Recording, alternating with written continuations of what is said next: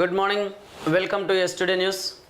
ఈరోజు ప్రధాన పేపర్లోని ప్రధాన వార్తల్ని చూద్దాం.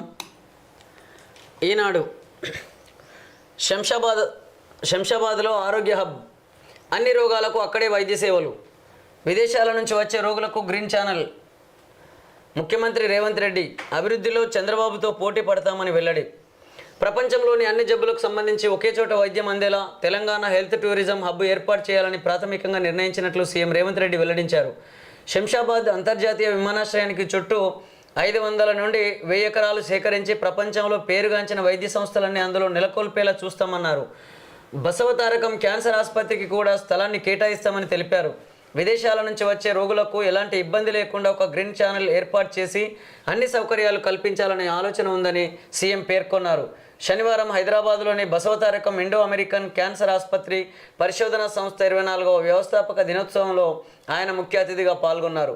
కార్యక్రమానికి ఆసుపత్రి చైర్మన్ హిందూపురం ఎమ్మెల్యే నందమూరి బాలకృష్ణ అధ్యక్షత వహించారు అనేటటువంటి వార్తను మనం చూసినట్లయితే, అంటే శంషాబాద్లో ఆరోగ్య హబ్ మన రాష్ట్రంలో కానీ లేదా మన దేశంలో కానీ ఎన్ని రకాల వైద్య సేవలు ప్రజలకు అందుతున్నాయో అన్ని రకాలకు సంబంధించినటువంటి అన్నీ కూడా ఒకే చోట ఏర్పాటు చేయాలనే ఆలోచనతో ఉన్నట్లు రాష్ట్ర ప్రభుత్వం ఈ వార్తను బట్టి చూస్తే అర్థమవుతుంది. చూడాలి మరి. మన తెలంగాణ రాష్ట్రానికి వస్తే ఇంతకుముందు గతంలో ఎక్కువ శాతం ఆయుర్వేదం మీదనే ఆధారపడ్డటువంటి పరిస్థితి ఉన్నది. రాను రాను అల్లోపతి, ఆ తర్వాత హోమియోపతి కూడా, అలాగే యునాని, న్యాచురోపతి, ఇలా రకరకాల వైద్య సేవలు అందుకుంటున్నటువంటి ప్రజానికం ఉన్నటువంటి ప్రాంతం మన తెలంగాణ రాష్ట్రం. మరి చూడాలి, ఇవన్నీ ఒకే చోట అంటే లభించేలా, ఒకే చోట అందేలా మనకు శంషాబాద్లో ఆరోగ్య హబ్ ఏర్పాటు చేసే ఆలోచన ఉన్నట్లు ఈ వార్తను బట్టి చూస్తే తెలుస్తుంది. కానీ ఏది ఏమైనా వైద్యం అనేది ఇవాళ అంటే రోగం నయం చేయడానికి వైద్యం చేస్తున్నారా, లేకపోతే ఆ వైద్యం పేరుతో డబ్బులు సంపాదించడం కోసం వీళ్ళకి ట్రీట్మెంట్ చేస్తున్నారా అర్థం కాని పరిస్థితి అయితే ప్రజలకు ఎదురవుతున్నది. కాబట్టి ఏది ఏమైనా ఆ వివిధ కార్పొరేట్ ఆసుపత్రుల పరిస్థితి చూసినట్లయితే ఎక్కువ శాతం డబ్బు సంపాదనే లక్ష్యంగా ఆసుపత్రులు పెడుతున్నారు. డబ్బు సంపాదనే లక్ష్యంగా పేషెంట్లకు ట్రీట్మెంట్ జరుగుతుంది.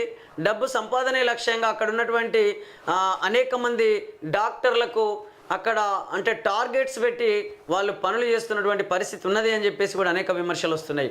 కాబట్టి అలా కార్పొరేట్ ఆసుపత్రులు అనంటే వాళ్ళు పెట్టుబడులు పెట్టి వాళ్ళు వైద్యాన్ని ఒక వ్యాపారంగా మలుచుకుంటున్నటువంటి పరిస్థితి ఉన్నది తప్ప ఈ వైద్యం అనేది అనేక మంది ప్రజలకు ప్రాణాలు కాపాడడం కోసం ఒక మానవతా దృక్పథంతో అందించాల్సినటువంటి వైద్య సేవలు ఇవాళ వ్యాపార దృక్పథంతో ప్రజలకు వైద్య సేవలు అందుతున్నటువంటి పరిస్థితి ఉన్నది అని చెప్పేసి కూడా అనేక మంది మేధావులు అంటున్న మాటల్ని మీ దృష్టికి తీసుకొస్తున్నాను. ఎల్ఆర్ఎస్పై సర్కారు మదనం, కోర్టు వ్యాజ్యాల అంశం సీఎం దృష్టికి, పరిష్కరించుకునే దిశగా కసరత్తు. రాష్ట్రంలో పెండింగ్లో ఉన్న అక్రమ లేఅవుట్ల క్రమబద్ధీకరణ పథకం ఎల్ఆర్ఎస్ చిక్కుముడులు విప్పేందుకు అధికారులు మార్గాలను అన్వేషిస్తున్నారు. ఇటు హైకోర్టులో అటు సుప్రీంకోర్టులో వాద్యాలు ఉండడంతో 4 ఏళ్లుగా ఈ వ్యవహారం అపరిష్కృతంగా ఉంది. రాష్ట్ర ఆర్థిక పరిస్థితుల దృష్ట్యా ఎల్ఆర్ఎస్ దరఖాస్తులను పరిష్కరించి అదనపు ఆదాయాన్ని సమకూర్చుకోవాలని ప్రభుత్వం ఆలోచన. ఎల్ఆర్ఎస్ వ్యవహారాన్ని కొలిక్కి తెస్తామని ఆర్థిక మంత్రి బట్టి విక్రమార్క పలు సమీక్షల సందర్భంగా చెప్పారు. మున్సిపల్ వ్యవహారాలపై ముఖ్యమంత్రి త్వరలో ఉన్నత స్థాయి సమీక్ష నిర్వహిస్తారని, అప్పటికే ఎల్ఆర్ఎస్ చిక్కులపై సీఎంకు నివేదిక అందించాలని అధికారులు సిద్ధమవుతున్నారు. ఎల్ఆర్ఎస్పై ప్రస్తుతం హైకోర్టులో స్టే ఉంది. సుప్రీంకోర్టులో కూడా వాద్యం దాఖలైనా అది ఇంతవరకు అడ్మిట్ కాలేదని అధికారులు గుర్తించారు. ఈ నేపథ్యంలో హైకోర్టు స్టే ఎత్తివేత కోసం అఫిడవిట్ దాఖలుకు సీఎం నుంచి అనుమతి కోరాలని నిర్ణయించారు. హైకోర్టులోని పరిష్కారాన్ని పొందటం ద్వారా లక్షల మంది దరఖాస్తుదారులకు వెసులుబాటు కల్పించినట్లవుతుందని ఓ అధికారి తెలిపారు. 25 లక్షల మంది నిరీక్షణ క్రమబద్ధీకరణ కోసం 2020 నుంచి 25.44 లక్షల మంది దరఖాస్తుదారులు ఎదురు చూస్తున్నారు. ప్లాట్ల యజమానుల్లో కొందరు ఇళ్ల నిర్మాణం కూడా చేపట్టారు. మరికొంతమంది హైకోర్టు ఉత్తర్వుల మేరకు భవన నిర్మాణ అనుమతుల కోసం అదనపు ఫీజులు చెల్లించి నిర్మించుకున్నారు. ఏళ్ల కిందట స్థలాలు కొనుక్కున్న వారు ఇప్పుడు వాటిని విక్రయించుకొని కుటుంబ అవసరాలకు వినియోగించుకోవాలనుకుంటున్నారు. క్రమబద్ధీకరణ కాకుండా విక్రయిస్తే వారికి రిజిస్ట్రేషన్లు అయ్యే పరిస్థితి లేకపోవడంతో కొనుగోలుదారులు ముందుకు రావడం లేదని వచ్చిన తక్కువ మొత్తానికి అడుగుతున్నారని పలువురు ఆవేదన వ్యక్తం చేస్తున్నారు. గత డిసెంబర్లో కొలువుదీరిన కాంగ్రెస్ ప్రభుత్వం ఈ ఏడాది మార్చి నెలలోనే ఎల్ఆర్ఎస్ దరఖాస్తుల పరిష్కారానికి ఉపక్రమించింది. దరఖాస్తుదారులకు స్థానిక అధికారులు నోటీసులు కూడా జారీ చేశారు. తర్వాత లోక్సభ ఎన్నికల కోడ్ అమల్లోకి రావడంతో ఆ ప్రక్రియ ఆగింది. ఇప్పుడు ఆ వ్యవహారాన్ని త్వరగా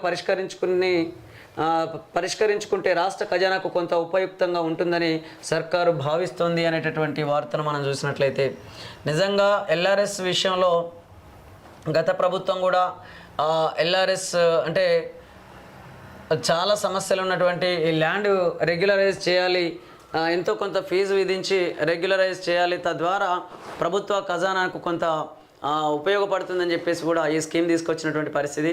కానీ అనేక స్కీములు తీసుకొస్తున్నారు. ఆ స్కీములు కూడా పూర్తి స్థాయిలో అమలవ్వనటువంటి పరిస్థితి ఉన్నది. అంతేకాకుండా ఆ స్కీములలో కూడా రకరకాల పద్ధతుల్లో స్కాములు జరుగుతున్నటువంటి పరిస్థితి ఉన్నది. కాబట్టి ఇవాళ ఎల్ఆర్ఎస్ కూడా తీసుకొచ్చేసి ఈ భూ సమస్యలు అపరిష్కృతంగా పరిష్కారానికి నోచుకున్నటువంటి అనేక భూ సమస్యలను ఏ రకంగా పరిష్కరిస్తారో చూడాల్సినటువంటి అవసరం ఉన్నది. నేటి నీట్ పీజీ వాయిదా, ఎన్టీఏ డీజీకి ఉద్వాసన, నీట్ యూజీపై సిబిఐ దర్యాప్తునకు కేంద్రం ఆదేశం. నీట్ యూజీసీ నెట్ ప్రశ్నపత్రాల లీకేజీతో ముసురుకున్న వివాదాల నేపథ్యంలో ఆదివారం జరగాల్సినటువంటి నీట్ పీజీ ప్రవేశ పరీక్ష కేంద్ర ప్రభుత్వం వాయిదా వేసింది. దీంతో పాటు జాతీయ పరీక్షల సంస్థ ఎన్టీఏ డైరెక్టర్ జనరల్ సుబోధ్ సింగ్కు ఉద్వాసన పలికింది. నీట్ యూజీలో అక్రమాలపై సిబిఐ దర్యాప్తునకు కేంద్ర విద్యాశాఖ ఆదేశించింది. ముందు జాగ్రత్త చర్యగా నీట్ పీజీ పరీక్షను వాయిదా వేస్తున్నామని శనివారం కేంద్ర ఆరోగ్య శాఖ వెల్లడించింది. అతి త్వరలో పరీక్ష తేదీని ప్రకటిస్తామని తెలిపింది అనే వార్తను మనం చూసినట్లయితే మనం మొన్నటి నుంచి అంటే నీట్ కానీ అదేవిధంగా యూజీకి సంబంధించినటువంటి ప్రశ్నపత్రాలు లీక్ అవ్వడాన్ని బట్టి చూస్తే మనం ముందు నుంచి అంటున్నాం విద్యా వ్యవస్థలో మార్పులు రావాల్సినటువంటి అవసరం ఉన్నది. అదేవిధంగా ఉచిత నాణ్యమైన విద్యను ప్రభుత్వమే పూర్తి స్థాయిలో ఈ రాష్ట్రాల ప్రజలకు కానీ దేశ ప్రజలకు అందించాల్సినటువంటి అవసరం ఉన్నది. ఆ దిశగా కేంద్ర ప్రభుత్వం అడుగులు వేయాలి. అదేవిధంగా వివిధ రాష్ట్రాల ప్రభుత్వాలు కూడా అడుగులు వేసి దాన్ని ఆచరణలోకి తీసుకొచ్చినప్పుడు మాత్రమే విద్యా వ్యవస్థలో కొంత మార్పులు జరిగే అవకాశం ఉంది. అదేవిధంగా విద్య అనేది అన్ని వ్యవస్థలకు మూలమవుతున్నది, అన్ని రంగాలకు మూలమవుతున్నది. కాబట్టి ఇలా విద్యను అభ్యసిస్తే తప్ప వివిధ రంగాల్లో ఉద్యోగాలు సంపాదించే పరిస్థితి లేదు. అదేవిధంగా అక్కడ ఉద్యోగాలు చేసేటటువంటి పరిస్థితి కూడా లేదు. కాబట్టి వారందరికీ విద్యనే ముఖ్యమైనటువంటి పాత్రను పోషిస్తున్నది. కాబట్టి అదేవిధంగా మానవుని జీవన విధానంలో ఇవాళ మేము కూడా ఒక అమ్మ అనే ట్రస్ట్ పెట్టాం. అంటే అమ్మ అంటే AMMA అమ్మ, ఏ అంటే అక్షర, ఎం అంటే మాల, అక్షరాలతో అల్లిన దండ, ఎం అంటే మాతృభాష, ఏ అంటే అసోసియేషన్. ఇవాళ మనం జన్మించడానికి అమ్మ ఎంత గొప్పదో మనం బ్రతకడానికి అక్షరం కూడా అంతే గొప్పదని చెప్పేసి మనము అమ్మ అనే ట్రస్ట్ పెట్టి విడదీసినప్పుడు అక్షరమాల మాతృభాష అసోసియేషన్ వచ్చేటట్లు కలిపితే అమ్మ వచ్చేటట్లు ట్రస్ట్ పెట్టి 100కు 40 రూపాయలు ఇవాళ పేద ప్రజలకు విద్యా వైద్యం కోసం ఖర్చు పెట్టడం జరుగుతుంది. కానీ నిజంగా మేము ఒక్కళ్ళము ఎంతకని చేయగలుగుతాం, ఎంతమందికి విద్యను అందించగలుగుతాం, ఇవన్నీ ఆలోచించే ఇవన్నిటికీ కారణం ఏంటి అని చెప్పేసి గమనించి ఇవాళ ఈ వ్యవస్థల్లో అనేక రకాల సమస్యలకు కారణం పొలిటికల్ వ్యవస్థ అవుతున్నది, రాజకీయ వ్యవస్థ కారణమవుతున్నది. కాబట్టి ఈ దేశంలో ఉన్నటువంటి రాజకీయ వ్యవస్థ మీదనే PhD చేయాలని చెప్పేసి ఉస్మానియా యూనివర్సిటీలో పొలిటికల్ సైన్స్లో PG కంప్లీట్ చేసినటువంటి నేను ఇవాళ గమనించింది ఏంటంటే ఇవాళ అన్ని వ్యవస్థలకు అన్ని రంగాలకు ప్రధాన కారణమవుతున్నటువంటి విద్యా వ్యవస్థనే వ్యాపారం అవుతున్నది. వ్యాపార కేంద్రంగా మారినటువంటి పరిస్థితి మన విద్యా వ్యవస్థది. ఇక ఒకప్పుడు చదువుకోవడం అనేది ఉండేది కొద్ది గొప్ప, కానీ వాళ్ళ చదువును కొనుక్కోవడమే తప్ప చదువుకోవడం అనేది తగ్గుతున్న పరిస్థితి ఉంది. కాబట్టి సర్టిఫికేట్లు అందుతున్నాయి, కానీ సర్టిఫికేట్కు ధీటుగా ఇవాళ నాలెడ్జ్ అనేది కరువవుతున్నటువంటి పరిస్థితి ఉన్నది. వీటన్నిటికీ కారణం ఏంటంటే విద్యా వ్యవస్థ అనేది వ్యాపారంగా మలుచుకున్నటువంటి కొంతమంది వ్యాపారవేత్తలు, కొంతమంది ధనవంతులు ఇవాళ విద్యను వ్యాపార దృష్టితోనే చూస్తున్నారు తప్ప ఈ విద్య ప్రజలందరికీ అందాలి, అనేక మందికి నాలెడ్జ్ కనుక డెవలప్ అయితే మన రాష్ట్రాలు డెవలప్ అవుతాయి, మన దేశం అభివృద్ధి చెందుతుంది, ప్రపంచ దేశాలకి ఒక ఆదర్శవంతమైన దేశంగా మన దేశాన్ని తీర్చిదిద్దుకోవచ్చు అనేటటువంటి అవగాహన లోపం ఉన్నది. కాబట్టి ఇవన్నిటికీ అంటే ప్రధాన కారణం ఏంటి అని అంటే రాజకీయ వ్యవస్థలో ఉన్నటువంటి లోపాలు. కాబట్టి రాజకీయ వ్యవస్థలో ఉన్న లోపాలను సరి చేసుకుంటూ మన దేశంలో ఉన్నటువంటి ఆర్థిక సామాజిక పరిస్థితులకు అనుగుణంగా మన దేశ రాజకీయ వ్యవస్థను రూపొందించుకొని పరిపాలించుకున్నప్పుడు మాత్రమే ఈ విద్య వ్యాపారం కాకుండా ఉంటుంది, వైద్యం వ్యాపారం కాకుండా ఉంటుంది, అనేక ప్రజలకు అందాల్సినటువంటి రకరకాల స్కీముల్లో స్కాములు జరగకుండా ఉంటాయి. అదేవిధంగా land mafia, sand mafia, mining mafia, ఇలా అనేక రకాల మాఫియాలకు అడ్డుకట్టలు వేయబడతాయి. ఇక్కడ ఆకలి చావులు ఆగుతాయి, ఆత్మహత్యలు ఆగుతాయి, మహిళల మీద మానభంగాలు, అత్యాచారాలు, హత్యలు, రైతుల ఆత్మహత్యలు ఇవన్నీ ఆగే అవకాశం ఉంటుంది. కాబట్టి ఆ దిశగా ఇక్కడ అనేక పార్టీల అధినేతలు కానీ, అదేవిధంగా వివిధ పార్టీల్లో ఉన్నటువంటి మేధావి వర్గం కానీ, అనేక మంది విద్యార్థులు, చదువుకుంటున్నటువంటి యువకులందరూ కూడా ఆలోచించాలని చెప్పేసి అనేక మంది కోరుకుంటున్నారు. అందులో భాగంగా మేము కూడా మీకు విజ్ఞప్తి చేస్తున్నాం.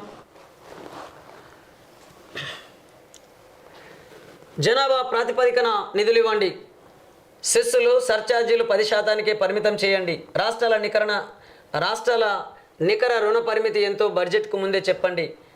కేంద్ర ఆర్థిక మంత్రికి ఉప ముఖ్యమంత్రి మల్లు భట్టి విక్రమార్క విజ్ఞప్తి అనే వార్తను చూడొచ్చు. కేంద్ర ప్రాయోజిత పథకాల నిధుల విడుదలకు ఒక నిర్దిష్ట విధానాన్ని పాటించడం లేదు.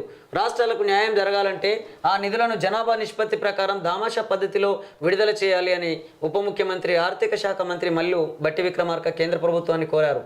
శనివారం ఇక్కడి భారత మండపంలో కేంద్ర ఆర్థిక మంత్రి నిర్మలా సీతారామన్ నేతృత్వంలో జరిగిన కేంద్ర బడ్జెట్ సన్నద్ధత సమావేశంలో, ఆ తర్వాత జీఎస్టీ మండలి సమావేశంలో ఆయన పాల్గొన్నారు అనే వార్తను మనం చూసినట్లయితే నిజంగా జనాభా ప్రాతిపదికన నిధులు ఇవ్వండి అంతే కదా. మరి జనాభా ప్రాతిపదికన రాష్ట్రాలకు గనక నిధులు కేటాయిస్తే అక్కడ సముచితంగా ఉంటుంది.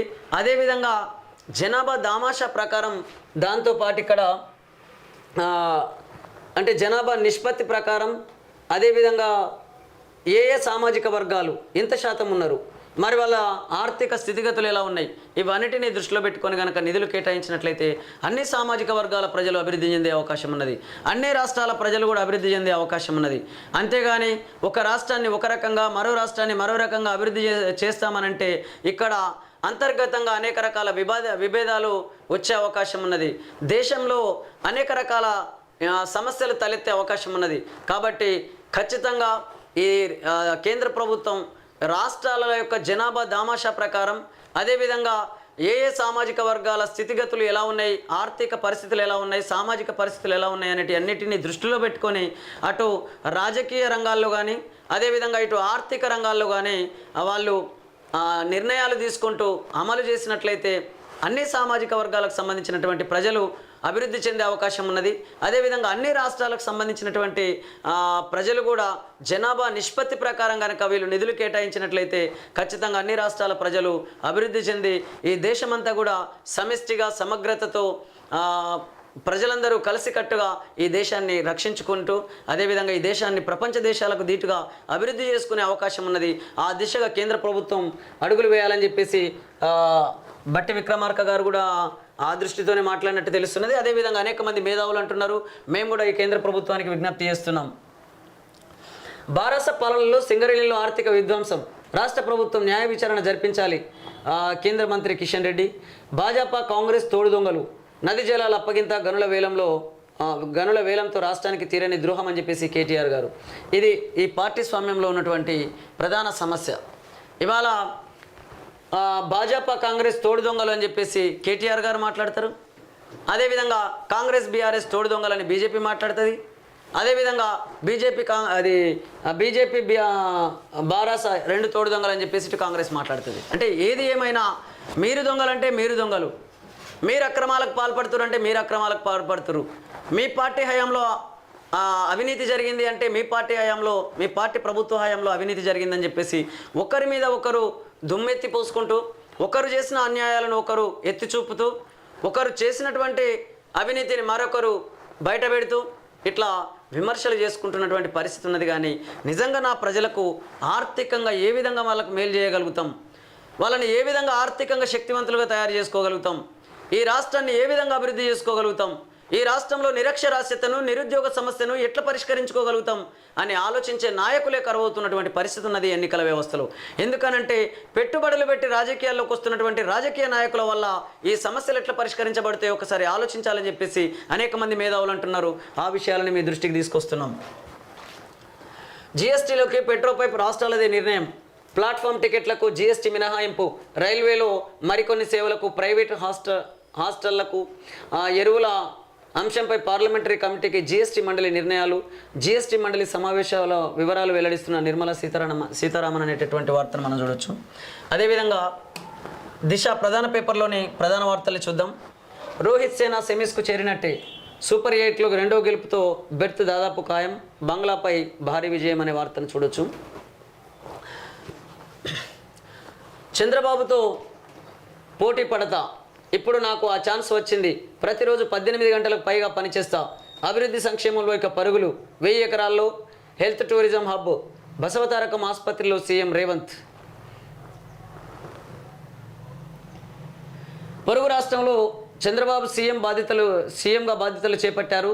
తెలంగాణ సీఎంగా నేను ఇప్పుడు ఆయనతో పోటీ పడతా, దేంట్లోనైనా రాణించాలంటే ప్రావీణ్యం ఉన్నవారు ఉండాలంటారు. ఇప్పుడు నాకు ఆ అవకాశం వచ్చింది. ఆయన రోజుకు 18 గంటలకు పని చేస్తారు, నేను 12 గంటలు పని చేస్తానంటే కుదరదు. ఆయనతో పోటీ పడాలంటే నేను 18 గంటలకు పైగా పని చేయాల్సిందే. అభివృద్ధి సంక్షేమంలో ఏపీ తెలంగాణ మధ్య పోటీ తప్పదు. అభివృద్ధి సంక్షేమంలో రెండు తెలుగు రాష్ట్రాలు దేశంలో ఆదర్శంగా నిలవాలి అని చెప్పేసి రేవంత్ రెడ్డి గారు మాట్లాడినటువంటి మాటల్ని మనం ఇక్కడ గమనించినట్లయితే, చంద్రబాబుతో పోటీ పడతా, నిజంగానే మాటలు చాలా గొప్పగా ఉన్నాయి, చాలా బాగున్నాయి. కానీ నిజంగా మీరు ఆర్థికంగా చంద్రబాబుతో పోటీ దేంట్లో పడతారు? ఈ రాష్ట్రంలో అనేక సమస్యలు అపరిష్కృతంగా మిగిలిపోయి ఉన్నాయి.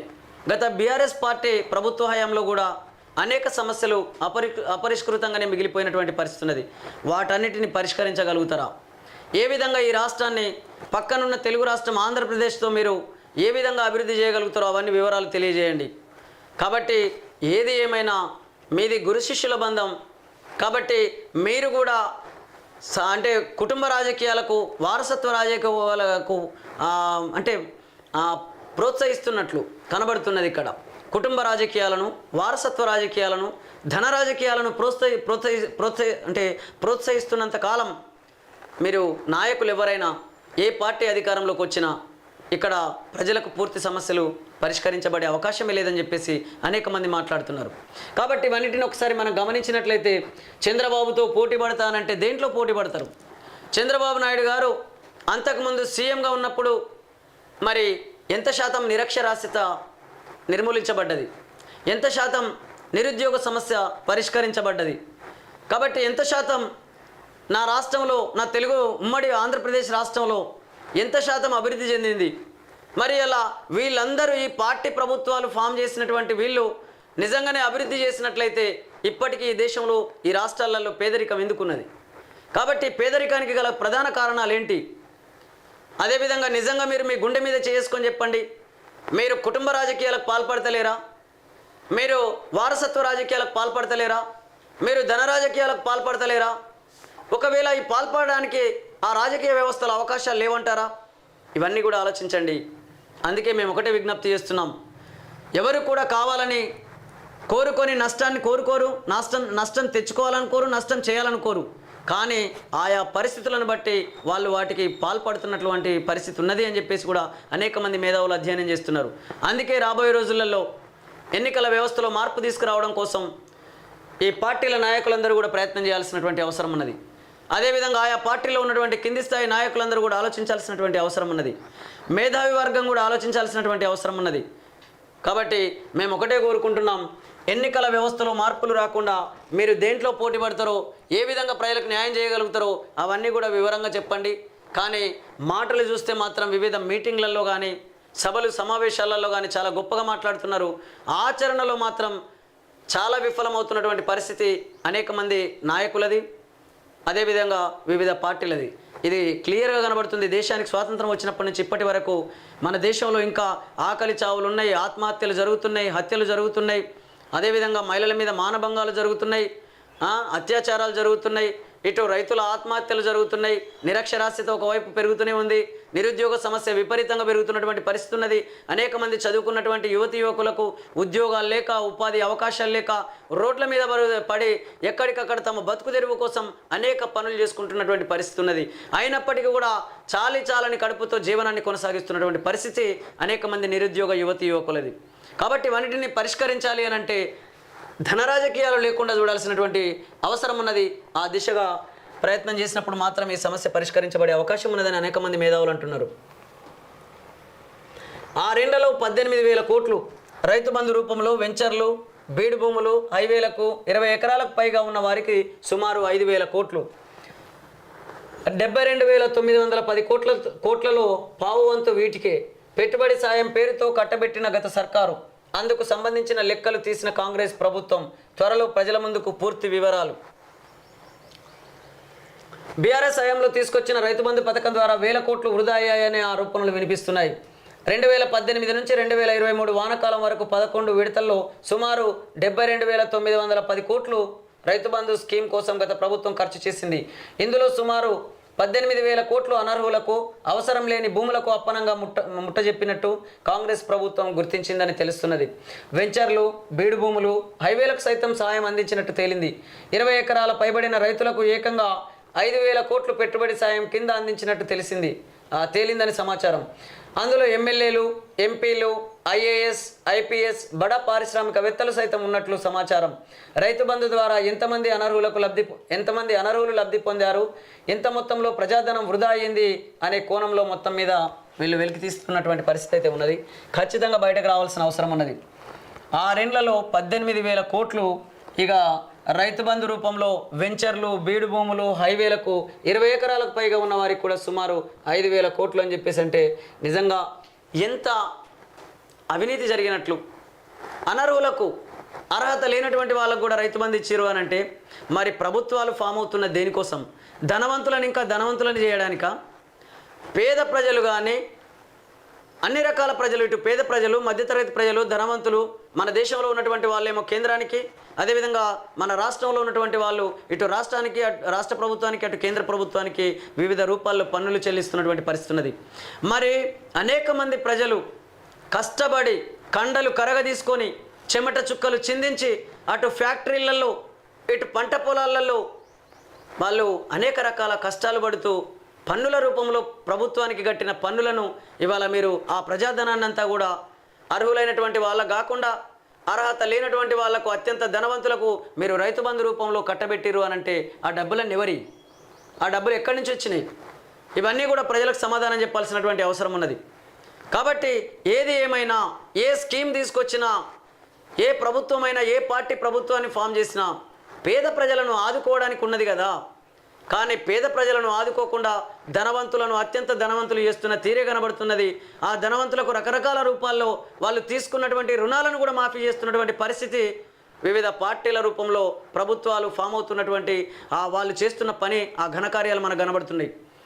నిజంగా ఒక పేదవాడు అప్పు కట్టకపోతే ఆ ఇల్లును, ఆ స్థలాన్ని వేలం వేస్తున్నటువంటి పరిస్థితి ఉంటుంది. కానీ అదే 1,000 కోట్ల అప్పు చేస్తున్నటువంటి అత్యంత బడా పారిశ్రామికవేత్తలకు కావచ్చు, ధనవంతులకు కావచ్చు ఇవాళ రుణమాఫీ జరుగుతుంది అని అంటే మరి ప్రభుత్వాలకు పేదవారి పట్ల ఎలాంటి చిత్తశుద్ధి ఉన్నదో మనం ఇక్కడ చూస్తేనే అర్థమవుతున్నదని చెప్పేసి అనేక మంది మేధావులు అంటున్నారు.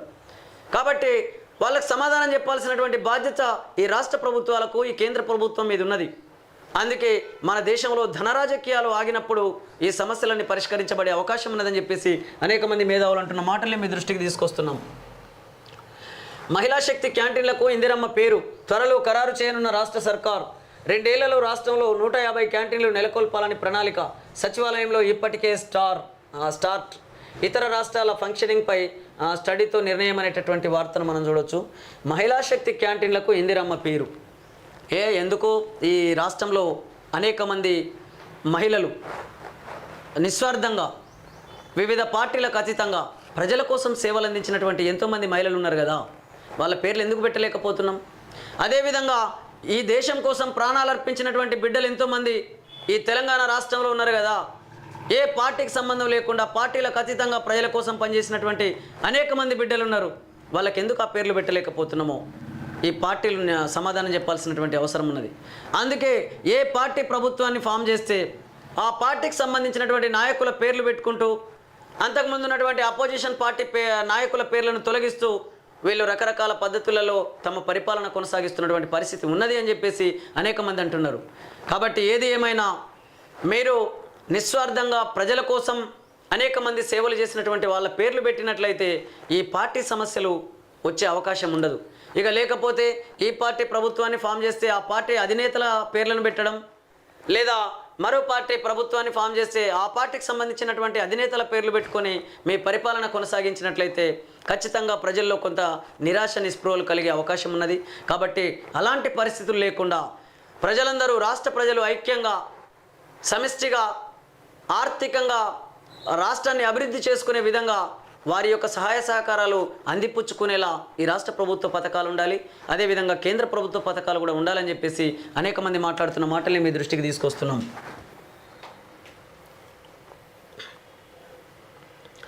రైతు బంధు లెక్కలు తీస్తే 1000 కోట్లకు పైగా ఆదా, వెంచర్లకు పెట్టుబడి సాయం, ధరణి మాయాజాలంతో పాస్బుక్స్, అధికారులకు తెలిసిన నో యాక్షన్, పట్టించుకొని గత ప్రభుత్వం సర్కారు ఖజానాకు గండి అనేటటువంటి వార్తను మనం చూడొచ్చు.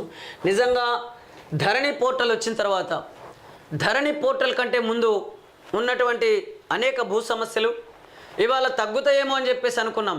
కానీ ధరణి పోర్టల్ వచ్చిన తర్వాత ఇంకా అంతకంటే ఆ భూ సమస్యలు రెట్టింపైనాయి తప్ప తగ్గిన పరిస్థితి లేదు. ఎందుకు అనంటే అంతకుముందు దున్నేవారికే భూమి నినాదంతో లెఫ్ట్ పార్టీలు చాలా చోట్ల భూములు పంచినటువంటి, అంటే 100 ఎకరాలు 1000 ఎకరాలు ఉన్నటువంటి భూస్వాములకు సంబంధించినటువంటి భూములు ఇవాళ అందులో అనేక మంది పేద ప్రజలు వ్యవసాయ కూలీలుగా మిగిలిపోతున్నారు.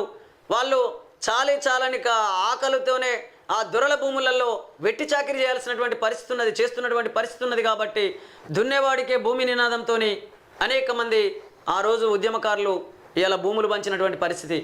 కానీ ఆ దొరల భూములు పంచి వాళ్ళకి ఇచ్చినప్పటికీ అవి పట్ట చేసుకోకపోవడం వల్ల, అవి పట్టాలకు నోచుకోకపోవడం వల్ల ఇవాళ ఈ ధరణి పోర్టల్ వచ్చిన తర్వాత మళ్ళీ యథావిధిగా ఆ భూములన్నీ కూడా భూస్వాముల చేతుల్లోకి వెళ్ళినటువంటి పరిస్థితి. దాదాపు ధనవంతులకే ఎక్కువ మేలు జరిగింది తప్ప నా పేద ప్రజలకు ఏం మేలు జరిగిందని చెప్పేసి అనేక మంది తెలంగాణ రాష్ట్ర ప్రజలు ప్రశ్నిస్తున్నారు. వాళ్ళకు సమాధానం చెప్పాల్సినటువంటి అవసరం ఉన్నది. కాబట్టి ధరణి పోర్టల్ వచ్చిన తర్వాత కూడా అనేక రకాల భూ సమస్యలు పరిష్కరించబడతాయేమో అని చెప్పేసి అనుకున్నాం. కానీ ఇంకా ఆ సమస్యలు రెట్టింపైనాయి తప్ప పరిష్కరించబడినటువంటి పరిస్థితి లేదు అని చెప్పేసి కూడా అనేక మంది మాట్లాడుతున్న మాటల్ని మీ దృష్టికి తీసుకొస్తున్నాం. క్వశ్చన్ పేపర్ లీక్ చేస్తే 1 కోటి జరిమానా, దోషుల ఆస్తులు సైతం జప్తు, అమల్లోకి పేపర్ లీక్ నిరోధక చట్టం. 2 రోజుల క్రితం ఈ నెల 21 నుంచే ఇంప్లిమెంట్, గెజిట్ నోటిఫికేషన్ విడుదల. నెట్ పరీక్షల్లో అవకతవకల నేపథ్యంలో కేంద్రం నిర్ణయం. అన్ని జాతీయ స్థాయి ప్రవేశ పరీక్షలు పోటీ పరీక్షలకు వర్తింపు అనే వార్తను మనం చూడొచ్చు. నిజంగా ఒక రకంగా ఈ వార్త మంచిదే అనిపిస్తుంది. క్వశ్చన్ పేపర్ లీక్ చేస్తే 1 కోటి జరిమానా. కానీ మన దేశంలో, మన భారత రాజ్యాంగంలో ఆదేశిక సూత్రాలు, ప్రాదేశిక సూత్రాలు ఇట్లా మొత్తం మీద అనేక రకాల అంశాలతో కూడినటువంటి ఒక భారత రాజ్యాంగాన్ని మనం నిర్మాణం చేసుకున్నాం. ఈ భారత రాజ్యాంగం ఎంతమంది ప్రజలకు తెలుసు? నా దేశంలో ఎంతమంది ప్రజలకు తెలుసు? మన తెలంగాణ రాష్ట్రంలో అందులో ఏమేమి అంశాలు ఉన్నాయో ఏం తెలుసు? అనేక చట్టాలు చేసుకున్నాం, అనేక చట్టాలను రూపొందించుకున్నాం. ఇవాళ మహిళల రక్షణ విషయంలో నిర్భయ చట్టం ఉన్నది, దిశ చట్టం ఉన్నది. అయినా కూడా మహిళల మీద మానభంగాలు ఆగుతలేవు, అత్యాచారాలు ఆగుతలేవు, హత్యలు ఆగుతలేవు. వీటన్నిటికీ గల కారణాలు ఏంటో ఒకసారి అన్వేషించండి. చట్టాలు చేసుకుంటే పోతే కాదు, చట్టాలను పూర్తి స్థాయిలో ప్రజలకు తెలియజేసే విధంగా ఉండాలి, కార్యాచరణ అలా ఉండాలి. అప్పుడే ఇవన్నీ కూడా సక్రమంగా ప్రజలకు అందే అవకాశాలు ఉంటాయి. ఇక లేకపోతే చట్టాలు చేసుకుంటూ పోతున్నారు, కానీ ఆ చట్టాల సమాచారం ప్రజలకు అందించినటువంటి పరిస్థితి ఉన్నది. అందుకే అనేక చట్టాల గురించి ప్రజలకు తెలియట్లేదు. కాబట్టి మీరు చట్టాలు చేస్తూనే అదేవిధంగా కింది స్థాయి వాళ్ళ ఏ చట్టం చేసినా కింది స్థాయి నుండి సమాచారాన్ని సేకరించండి, ప్రజల అభిప్రాయాలు తీసుకోండి. ప్రజల అభిప్రాయాలకు అనుగుణంగా చట్టాలు రూపొందించాల్సిన అవసరం ఉన్నది.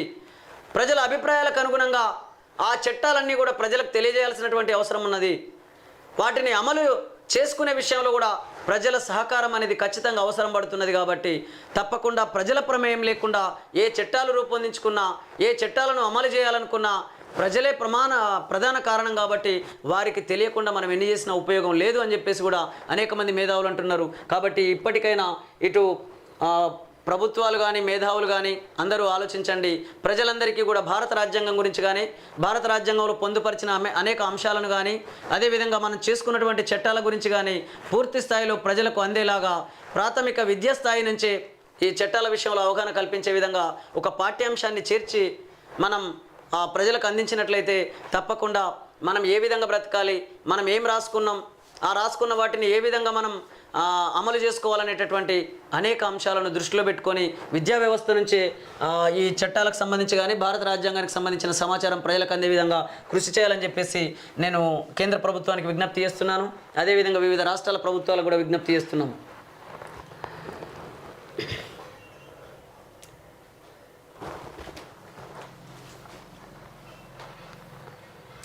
సింగరేణి నష్టాలకు కేసీఆరే కారణం. ఆయన నిర్ణయాల వల్లే సంస్థ అప్పులపాలు. రాష్ట్ర ప్రభుత్వం 30,000 కోట్లు బాకీ. 2014కు ముందు సింగరేణిలో రాజకీయ జోక్యం లేదు. బీఆర్ఎస్ ఆర్థిక విధ్వంసంపై విచారణ జరగాలి. రాష్ట్ర ప్రభుత్వానికి లేఖ రాస్తా. కేటీఆర్పై కొంచెం సింపతి చూపించండి. కేంద్ర బొగ్గు గనుల శాఖ మంత్రి కిషన్ రెడ్డి అనే వార్తను మనం ఇక్కడ చూడొచ్చు. గనుల వేలంలో ఒక్కటైన బీజేపీ కాంగ్రెస్ దోపిడీలో ఈ రెండు పార్టీలు తోడు దొంగలే. జనవనరులను తాకట్టు పెట్టిన రేవంత్ సింగరేణి ప్రైవేటీకరణకు బీజేపీకి సహకారం. బట్టి కిషన్ రెడ్డిని చరిత్ర క్షమించదని చెప్పేసి కేటీఆర్ చేసినటువంటి వాక్యాలను కూడా మనం ఇక్కడ చూడొచ్చు. అంటే ఏది ఏమైనా సింగరేణి నష్టాలకు కేసీఆరే కారణమని అంటున్నారు, కానీ సింగరేణి నష్టాలకు గత ప్రభుత్వాలు, గత పార్టీల హయాంలో ఏర్పడ్డటువంటి ప్రభుత్వాలు సింగరేణి నష్టాల్లోకి వెళ్ళడానికి కారణమవుతున్నారు. అదేవిధంగా ఈ పాలనలోనే పెట్టుబడులు జరుగుతున్నాయి. కాబట్టి పెట్టుబడులు పెట్టిన వాళ్ళు రాబడి కోసమే ఆలోచిస్తారు తప్ప నా సింగరేణిని కాపాడాలని ఎలా అనుకుంటారు? అందుకనే రాజకీయ వ్యవస్థలో ధనం ప్రామాణికమవుతున్నది. ఆ ధనం అనేది ప్రామాణికం కాకుండా ప్రజాస్వామ్యము, ప్రజాసేవలే ప్రామాణికంగా ఉండే విధంగా మనం రాజకీయ వ్యవస్థను రూపొందించుకోవాల్సిన అవసరం ఉన్నదని చెప్పేసి అనేక మంది మేధావులు అంటున్నారు. ప్రవేశ పరీక్షల్లో సంస్కరణలకు ఉన్నత స్థాయి కమిటీ. ఇస్రో మాజీ చీఫ్ కె రాధాకృష్ణ నేతృత్వంలో 7 సభ్యులతో ఏర్పాటు. ఎన్టీఏ పనితీరుపై అధ్యయనం. 2 నెలల్లో కేంద్రానికి నివేదిక అనేటటువంటి వార్తను కూడా చూడొచ్చు. ప్రైవేట్ ట్రావెల్స్లో డ్రగ్స్ సరఫరా. డెలివరీ బాయ్స్గా బస్ డ్రైవర్లు. కవర్కు 100 రూపాయలు ఇస్తున్న సరఫరాదారులు. బెంగళూరు నుంచి ఏపీ, తెలంగాణకు సప్లయర్లతో సహా 5 అరెస్ట్. 12.27 గ్రాముల NDMA స్వాధీనం. నిందితుడి నుంచి 50 మంది కొనుగోలు. టీజీ న్యాప్ పోలీసుల వద్ద చిట్టా. నిజంగా ఎంత బాధ అనిపిస్తుంది. ప్రైవేట్ ట్రావెల్స్లో డ్రగ్స్ సరఫరా అంటే డ్రగ్స్ సరఫరా చేస్తున్నటువంటి వాళ్ళు, అదేవిధంగా ఇటు పోలీస్ యంత్రాంగం ఈ డ్రగ్స్ను అరికట్టడంలో ఎందుకు విఫలమవుతున్నది? వాళ్ళు అనేక రకాల మార్గాలను ఎన్నుకొని డ్రగ్స్ సరఫరా చేస్తున్నారు. కానీ రాష్ట్ర ప్రభుత్వం కానీ, రాష్ట్ర పోలీసు యంత్రాంగం కానీ, రక్షణ శాఖ కానీ ఇవన్నీ కూడా ప్రజలను రక్షించాల్సినటువంటి అవసరం ఉన్నది, ఆ బాధ్యత ఉన్నది. రక్షణ విషయంలో కానీ, ఈ డ్రగ్స్ను అరికట్టడం విషయంలో కానీ చాలా నిర్లక్ష్యం వహిస్తున్నటువంటి పరిస్థితి ఉన్నది రాష్ట్రంలో. కాబట్టి తప్పకుండా డ్రగ్స్ని ఎక్కడికక్కడ అరికట్టకపోతే మాత్రం ఇప్పటికే చాలామంది డ్రగ్ ఎడిక్టర్లుగా మారిపోయినటువంటి యువతి యువకులు ఉన్నారు. మనం చూస్తున్నాం అక్కడక్కడ కొన్ని సంఘటనలు. ఆ మత్తులో వాళ్ళు ఏం చేస్తున్నారో కూడా అర్థం కానటువంటి పరిస్థితి ఉన్నది. వాళ్ళు మతి స్థిమితాన్ని కోల్పోయి చాలా పిచ్చిగా వ్యవహరిస్తున్నటువంటి పరిస్థితి ఉన్నది. కాబట్టి ఇప్పటికైనా రాష్ట్ర ప్రభుత్వం తేరుకొని అనేక స్కూళ్ళ దగ్గర, కాలేజీల దగ్గర, యూనివర్సిటీల దగ్గర అంటే సివిల్లో ఎక్కడికక్కడ నిఘా ఏర్పాటు చేయాల్సినటువంటి అవసరం ఉన్నది. గతంలో మహిళల రక్షణ కోసం ఏదైతే కొన్ని నిర్ణయాలు తీసుకొని అంటే రక్షణ విషయంలో కొన్ని నిర్ణయాలు తీసుకొని అమలు చేసిరో, అదేవిధంగా అంటే ఈవ్ టీజింగ్ కానీ లేదా మహిళల మీద చాలామంది రకరకాల పద్ధతుల్లో వాళ్ళు ఇబ్బందులకు గురి చేసినప్పుడు ఆ విషయాన్ని అరికట్టడం కోసం గత ప్రభుత్వం కొన్ని నిర్ణయాలు తీసుకొని అమలు చేసింది. దాంట్లో కొంత మేరకు మహిళల మీద ఆగింది. ఆ ఈవ్ టీజింగ్ కానీ లేకపోతే మహిళలను అరెస్ట్ చేయడం కానీ ఇవన్నీ కొంత ఆగినటువంటి పరిస్థితి ఉంటుంది. కానీ ఇవాళ డ్రగ్స్ను కూడా అరికట్టడంలో ప్రధాన కేంద్రాలు ఎక్కడున్నాయి? హోటళ్ళు ప్రధాన కేంద్రం అవుతున్నాయా? సినిమా హాల్సా? లేకపోతే షాపింగ్ మాల్సా? లేకపోతే విద్యాలయాల? ఇవన్నిటిని కూడా వైద్యాలయాల ఇవన్నిటిని కూడా పరిగణనలోకి తీసుకొని ఎక్కడ డ్రగ్ దందా జరుగుతున్నది, అది ఏ రూపాల్లో జరుగుతుందో వీటన్నిటి మీద నిఘా పెట్టి ఎప్పటికప్పుడు ఆ సమాచారాన్ని పోలీసులకు అందించి దాన్ని అరికట్టాల్సినటువంటి అవసరం ఉన్నది. లేకపోతే మన రాష్ట్రానికి కానీ మన దేశానికి కానీ ఆనిముత్యాల్లాగా అభివృద్ధి చెందాల్సినటువంటి యువతీ యువకులు ఇవాళ మత్తుకు బానిసలైపోయి వాళ్ళు ఆర్థికంగా చితికిపోతున్నారు, ఆరోగ్యపరంగా నష్టపోతున్నారు. తద్వారా చివరికి దాని మీద ఆధారపడి ఉన్నటువంటి మన ఆర్థిక వ్యవస్థ అంతా చిన్నభిన్నమవుతుంది. అదేవిధంగా చాలా అంటే దేశం కానీ మన రాష్ట్రం కానీ అంటే ఆర్థికంగా ఎదుగుదల విషయంలో కానీ అదేవిధంగా రక్షణ విషయంలో కానీ చాలా నష్టం జరిగే అవకాశం ఉన్నది. కాబట్టి ఆనిముత్యాల లాంటి అభివృద్ధి చెందాల్సినటువంటి యువతీ యువకుల విషయంలో రాష్ట్ర ప్రభుత్వం నిర్లక్ష్యం వహించకుండా వాళ్ళను మత్తులకు బానిసల్ని కాకుండా మీరు జాగ్రత్తలు తీసుకోవాలని చెప్పేసి రాష్ట్ర ప్రభుత్వాలకు అదేవిధంగా కేంద్ర ప్రభుత్వానికి విజ్ఞప్తి చేస్తున్నాం. ఆఫీస్కు లేటుగా వస్తే హాఫ్ డే శాలరీ కట్, 15 నిమిషాలు గ్రేస్ పీరియడ్, అది దాటితే వేతనంలో కోత, ఆఫీస్ నుంచి టైం కన్నా ముందే వెళ్ళిపోయిన వర్తింపు. కేంద్ర ప్రభుత్వ ఉద్యోగుల విషయంలో మోడీ సర్కారు సీరియస్, త్వరలోని నూతన మార్గదర్శకాలు అనే వార్తను మనం చూడొచ్చు. నిజంగా ఇది ప్రజలకు కొంత ఊరట కలిగించే అంశం. చాలామంది ప్రభుత్వ ఆఫీసులలో ఉద్యోగ నిర్వహణ విషయంలో మాత్రం చాలామంది ప్రభుత్వ అధికారులు నిర్లక్ష్యం చేస్తున్నటువంటి పరిస్థితి ఉన్నది. ప్రజలు వచ్చేసి వాళ్ళ సమస్యలు చెప్పుకుంటే ఈయనే నాదుడే కరువు అవుతున్నటువంటి పరిస్థితి కొంతమంది ప్రభుత్వ ఉద్యోగుల్లో ఉన్నది. అట్లంటే ప్రభుత్వ ఉద్యోగులందరూ అలా ఉన్నారని కాదు. చాలామంది నిజాయితీగా నిస్వార్థంగా తమ సేవలు అందిస్తున్నటువంటి ప్రభుత్వ ఉద్యోగులు చాలామంది ఉన్నారు.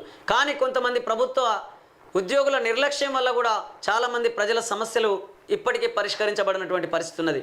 కాబట్టి అంతేకాకుండా వీళ్ళు కొంతమంది ప్రభుత్వ ఉద్యోగులైతే అసలు ఏ సమయానికి ప్రభుత్వం అంటే ఆఫీసులకు వస్తారో ఏ సమయంలో వెళ్ళిపోతున్నారో తెలియనటువంటి పరిస్థితి ఉన్నది.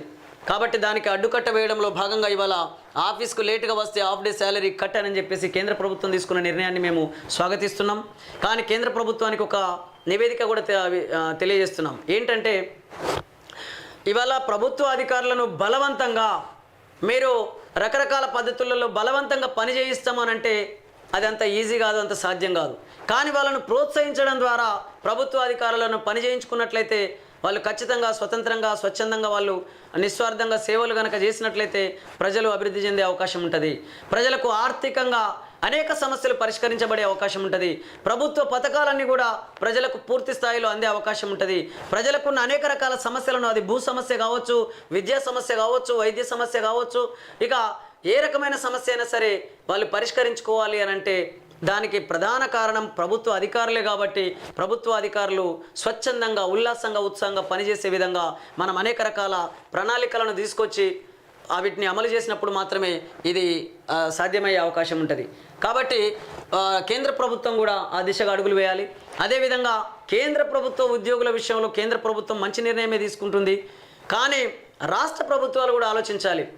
చాలా చోట్లలో మన రాష్ట్రంలో ప్రభుత్వ ఉద్యోగులు పట్టి పట్టనట్లు పని చేసినా నాకు శాలరీ వస్తుంది, పని చేయకున్నా శాలరీ వస్తుంది అనే భావనలో కొంతమంది ప్రభుత్వ ఉద్యోగులు ఉన్నట్లు మనకు కనబడుతూ ఉంటుంది. చాలా నిర్లక్ష్యంగా బిహేవ్ చేస్తున్నటువంటి పరిస్థితి ఉంటుంది. అసలు ప్రభుత్వ ఉద్యోగం అనంటే ఆయన అక్కడక్కడ రారాజుల్లాగా వెలిగిపోతున్నటువంటి పరిస్థితి కొంతమంది ప్రభుత్వ ఉద్యోగులకు వాళ్ళని చూస్తే కనబడుతుంది అని చెప్పేసి అనేక మంది ప్రజలు మాట్లాడుతున్నారు. కాబట్టి ప్రభుత్వ ఉద్యోగం అంటే ప్రజలకు జవాబుదారీగా ఉండాలి. ప్రజల కోసం, ప్రజల పన్నుల రూపంలో వస్తున్న డబ్బునే కదా, ప్రజలు కడుతున్న పన్నుల రూపంలో అంటే పన్నులనే కదా ఈ ప్రభుత్వ ఉద్యోగులకు శాలరీలు ఇస్తున్నది.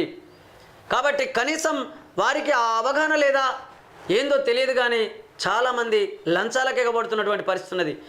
చెయ్యి దడిపితే తప్ప, లంచం ఇస్తే తప్ప పనులు చేసే పరిస్థితి కొంతమంది ప్రభుత్వ అధికారుల వాళ్ళల్లో ఉన్నది అని అంటే ఇక వాళ్ళ పనితీరు ఎట్లున్నదో మనం అర్థం చేసుకోవచ్చు. అందుకనే మనం ఏమంటున్నామంటే లంచాలు లేనటువంటి వ్యవస్థ నిర్మాణం కావాలి. లంచగొండులు లేనటువంటి పరిస్థితులు మన ప్రభుత్వ ఆఫీసులలో ఉండాలి అని అంటే దానికి అనేక రకాల ప్రణాళికలను రూపొందించి ప్రభుత్వ ఉద్యోగులను, ప్రభుత్వ అధికారులను ఉల్లాసంగా ఉత్సాహంగా పనిచేసే విధంగా మనం ప్రణాళికలు తీసుకురావాల్సి అంటే రూపొందించాల్సినటువంటి అవసరం ఉన్నది. అవసరమైతే దానికి అనుగుణంగా చట్టాలు చేయాల్సినటువంటి అవసరం ఉన్నది. అప్పుడు మాత్రమే ప్రభుత్వ అధికారులు వాళ్ళ పనిని వాళ్ళు సక్రమంగా నిర్వర్తిస్తే ప్రజలకు ప్రధానంగా సమస్యలన్నింటినీ కూడా ప్రభుత్వ అధికారుల ద్వారా పరిష్కరించబడతాయి. కాబట్టి ప్రజలు కూడా పరిష్కరించుకొని వాళ్ళు హ్యాపీగా జీవించే అవకాశం ఉంటుంది. కాబట్టి ఆ దిశగా ఈ కేంద్ర రాష్ట్ర ప్రభుత్వాలు ఆలోచించి నిర్ణయాలు తీసుకొని వాళ్ళ పరిపాలన కొనసాగించాలని చెప్పేసి విజ్ఞప్తి చేస్తున్నాం. హైదరాబాదులో పోలీస్ ఫైరింగ్, మొబైల్ స్నాచర్ను అల్లరి ముక్కలను మట్టుబెట్టేందుకు ఆపరేషన్ మిడ్ నైట్లో భాగంగా మారణాయుధాలతో సంచరిస్తున్న వారిపై ఫోకస్. పోలీసులకు చిక్కిన 4 మొబైల్ స్నాచర్లు అనేటటువంటి వార్తను మనం చూడొచ్చు. నిజంగా చాలామంది యువకులు ఏం చేస్తున్నారని అంటే అసలు ఈజీ మనీకి అలవాటు పడుతున్నారు. చాలామంది ఈజీ మనీ అంటే కష్టపడాల్సిన పని లేకుండానే మనము దొంగతనాలు చేయడము, లేదా సెల్ ఫోన్లు కొట్టేయడము, లేదా రకరకాల వస్తువులు దొంగిలించి వాటిని తక్కువ డబ్బులకు బ్లాక్ మార్కెట్లో అమ్ముకొని డబ్బు సంపాదించుకొని తర్వాత వాళ్ళు జల్సాలకు అలవాటు పడుతున్నటువంటి పరిస్థితి కొంతమంది యువకుల్లో ఉన్నది. అలాంటి యువకులను మనం చిన్నప్పటి నుంచే అడ్డుకట్ట వేసే విధంగా మన విద్యా వ్యవస్థలో మార్పులు తీసుకురావాల్సిన అవసరం ఉన్నది. కాబట్టి ఇవాళ వాళ్ళు నేరం జరిగిన తర్వాత స్పందించి మీరు దాన్ని అరికట్టాలనే ఆలోచన కాకుండా అసలు నేరమే జరగనటువంటి పరిస్థితి ఏ విధంగా అయితే ఉంటుందో ఆ దిశగా మనం అడుగులు వేయాల్సినటువంటి అవసరం ఉన్నది. అందుకే రాష్ట్ర ప్రభుత్వం కూడా ఇవాళ ఎక్కడైతే యువత ఆర్థిక నేరాలకు పాల్పడుతున్నారో, ఎక్కడైతే యువత అఘాయిత్యాలకు పాల్పడుతున్నారో, అత్యాచారాలకు పాల్పడుతున్నారో ఆ కారణాలన్నింటినీ అన్వేషించి వాటిని తొలగించే విధంగా ఈ యువకులను మనం కనుక తయారు చేసినట్లయితే తప్పకుండా రాబోయే రోజులలో మన రాష్ట్రం అభివృద్ధి చెందుతుంది, మన దేశం అభివృద్ధి చెందుతుంది. ఆ దిశగా ఈ రాష్ట్ర ప్రభుత్వం, కేంద్ర ప్రభుత్వం ఆలోచించాలని చెప్పేసి విజ్ఞప్తి చేస్తున్నాం. అదేవిధంగా రేపటిలోగా ప్రభుత్వం స్పందించాలి, లేదంటే ఎమర్జెన్సీ సేవలు బంద్, సర్కారుకు జూడాల హెచ్చరిక, జూనియర్ డాక్టర్ల హెచ్చరిక అన్నమాట. అన్ని టీచింగ్ ఆసుపత్రుల్లో నిరసనలు, ఉదయం 2 గంటల పాటు విధుల బహిష్కరణ, గాంధీ ఆసుపత్రిలో కళ్ళకు గంతలు కట్టుకొని నిరసన తెలుపుతున్నటువంటి జూనియర్ డాక్టర్లు జూడాలు అనేటటువంటి వార్తను మనం చూడవచ్చు. నిజంగా వైద్యో నారాయణో హరి అని అంటారు. అంటే దేవుడి తర్వాత దేవుడి లాంటి వాళ్ళు ప్రాణం పోస్తున్నటువంటి డాక్టర్లు అని చెప్పేసి మనం చెప్పుకుంటాం. అలాంటి డాక్టర్లకు కూడా సమస్యలు తలెత్తుతున్నాయి. ఆ సమస్యలను పరిష్కరించండి అని చెప్పేసి డాక్టర్లు కూడా ఇవాళ సమ్మె చేసే పరిస్థితి వస్తుంది అని అంటే మరి వైద్య ఆరోగ్య శాఖ ఏం చేస్తున్నట్లు తెలియదా? వైద్య ఆరోగ్య శాఖకు ఆర్థికపరమైనటువంటి సమస్యలు ఏమున్నాయి, అదేవిధంగా అక్కడ ఏ కొరతలు ఉన్నాయి, వాళ్ళు తమ ఉద్యోగాన్ని నిర్వర్తించే విషయంలో మరి అక్కడ ఎలాంటి సమస్యలు తలెత్తుతున్నాయో ఇవన్నీ కూడా వైద్య ఆరోగ్య శాఖకు తెలియదా? మరి ఎందుకోసం అవి పరిష్కరించలేకపోతుంది? ఇవాళ జూనియర్ డాక్టర్లు సమ్మె చేయాల్సిన పరిస్థితి రావడానికి గల కారణాలు ఏంటో వైద్య ఆరోగ్య శాఖకు తెలియదా? ఈ ప్రభుత్వానికి తెలియదా? కాబట్టి చాలా నిర్లక్ష్యం వహిస్తున్నటువంటి పరిస్థితి ఉన్నది. అటు వైద్య ఆరోగ్య శాఖ కావచ్చు, ఇటు విద్యాశాఖ కావచ్చు, ఇక ఏ ప్రభుత్వ రంగమైనా సరే చాలా నిర్లక్ష్యంగా వ్యవహరించడం వల్లనే ఇలాంటి సమస్యలు తలెత్తుతున్నాయి.